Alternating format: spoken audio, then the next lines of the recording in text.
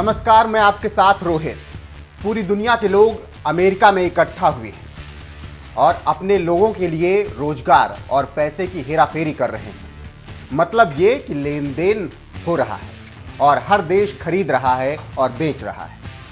ऐसे में भारत के प्रधानमंत्री नरेंद्र मोदी अमेरिका दौरे पर हैं। गुरुवार को अमेरिका की दिग्गज कंपनियों के सीईओ के साथ उन्होंने 1-to-1 मीटिंग की। इसमें न्यूक्लियर और डिफेंस सेक्टर की दिग्गज प्राइवेट कंपनी जनरल एटॉमिक्स के सीईओ विवेक लाल भी शामिल थे।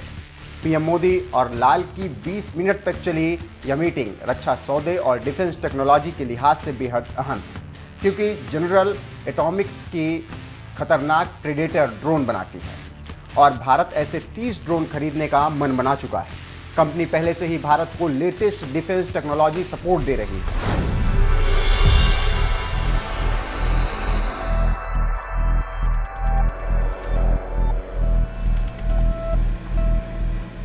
अमेरिका की न्यूक्लियर पावर्ड सबमरीन टेक्नोलॉजी भले ही फिलहाल भारत की पहुंच से दूर हो, क्योंकि इस सेक्टर में भारत का रूस पुराना साथी है, लेकिन इस बार इस बैठक से माहौल थोड़ा चेंज है और हवा भारत के पक्ष में दिख रही है।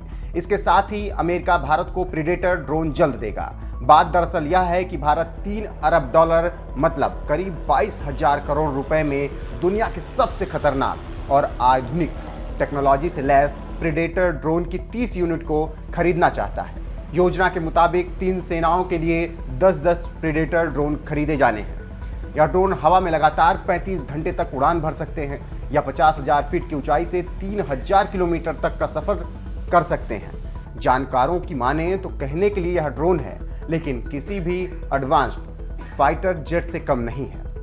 इस पर खतरनाक मिसाइल फिट की जा सकती है या न सिर्फ एडवांस्ड सर्विलांस सिस्टम से लैस है, बल्कि खामोशी से टारगेट पर सटीक निशाना लगाने में महारत हासिल है। यहाँ पर एक दिलचस्प बात बताते चलें कि यह प्रेडेटर ड्रोन है जिससे अमेरिका ने ईरानी जनरल कासिम सुलेमानी को मार गिराया था।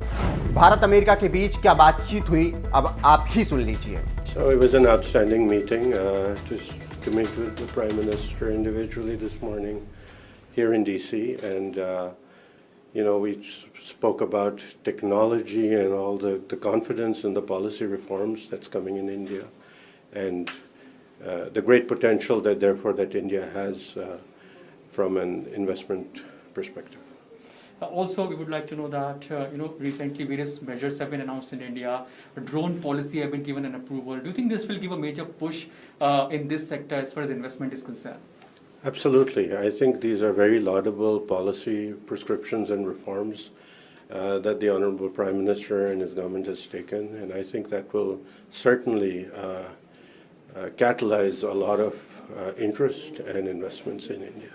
As far as Make in India initiative is concerned, what are your plans as far as boosting or increasing capacities in India as far as various other sectors, specifically the drone initiative? So there are a lot of potential areas of collaboration that we are in discussions with.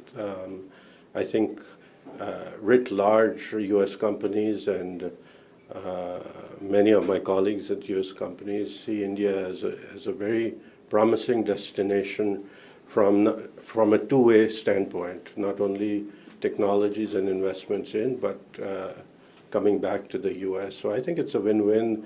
The policies and reforms that have been put in place by both countries, I think benefit both countries, and that is why this is a sustainable model. During this visit of Prime Minister Modi, we are listening to this word called critical technologies. A lot of focus is there on critical technologies. What are your future plans as far as this area is concerned? If you can elaborate on that aspect as well. Yeah, I mean, the critical technologies is, of course, technologies where one wants to leapfrog into the next generation, and not only the platform systems, but as well as the design and development of, various aspects of the ecosystem. So that could include the maintenance and so forth.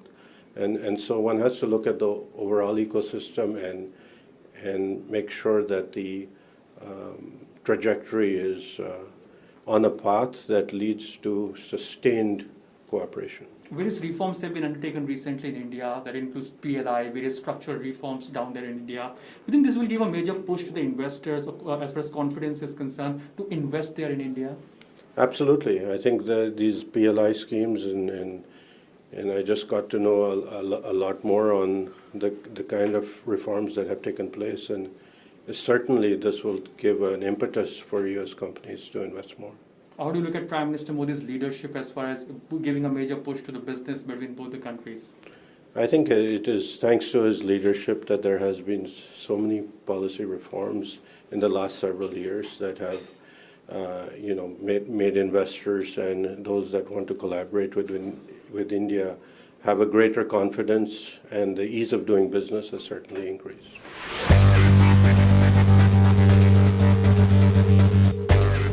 खबरों की माने तो general Atomics के लाल का भारत के साथ गहरा जुड़ाव रहा है।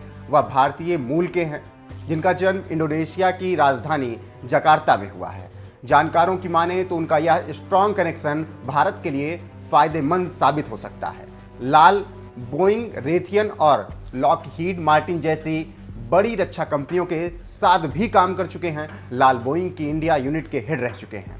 इसके अलावा वो भारतीय कंपनी रिलायंस के साथ भी काम कर चुके हैं। लेकिन 2020 में जब उन्हें ये पद मिला तो उसके बाद से भारत के लिहाज से ये एक बड़ा मौका है। इन रक्षा सौदों से transport aircraft C-17, Globemaster की डील, P-81 anti marine warfare aircraft और हार्पून मिसाइल सौदे शामिल हैं। जनरल एटॉमिक्स पहले से ही दोनों सरकारों के साथ मिलकर भारत को टेक्नोलॉजी सपोर्ट कर रहा है। इसके अलावा वह भारत की रक्षा क्षमताओं को बढ़ाने और रक्षा जरूरतों को पूरा करने के लिए काम कर रहा है। पीएम मोदी और लाल के मुलाकात से इन प्रोग्राम्स को और ताकत मिलेगी।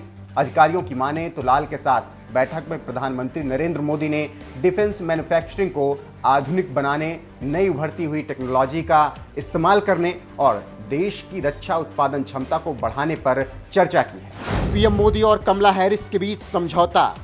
भारत को मिलेगा खतरनाक drone, predator drone fighter jet. नया प्रीडेटर ड्रोन 1800 मील तक उड़ान भर सकता है। यह ड्रोन 50,000 फीट की ऊंचाई पर 35 घंटे तक उड़ सकता है। यह ड्रोन 6,500 पाउंड का पेलोड लेकर उड़ सकता है। इस ड्रोन में 115 हार्स पावर का इंजन लगा है। इस ड्रोन के 8.22 मीटर लंबे और 2.1 मीटर ऊंचे पंखे हैं। इस ड्रोन के पंखों की चौड़ाई 18.6 मीटर है। तो अब आप समझ सकते हैं कि अगर यह आसमानी ताकत भारत को मिल जाती है तो कितना फायदा होने वाला है। इसके साथ ही प्रधानमंत्री कार्यालय ने इस बीच एक ट्वीट किया और ट्वीट में कहा कि भविष्य के एक ऐसे विषय को लेकर चर्चा कर रहा हूं जिसने वर्तमान में लोगों का ध्यान आकर्षित किया है। जनरल एटॉमिक्स ग्लोबल कॉरपोरेशन के विवेक लाल ने प्रधानमंत्री नरेंद्र मोदी से बातचीत की है। ऐतिहासिक सुधारों और उत्पादन प्रोत्साहन योजना समेत ड्रोन टेक्नोलॉजी में भारत के बढ़ते कदमों पर चर्चा की गई है। तो अब आप समझ चुके होंगे कि क्या होने वाला है और इसका क्या मतलब है, और अब भारत को चीन के ड्रोन का बाप मिलने वाला है। इस खबर पर आपका क्या कहना है, कमेंट करके हमें जरूर बताइएगा।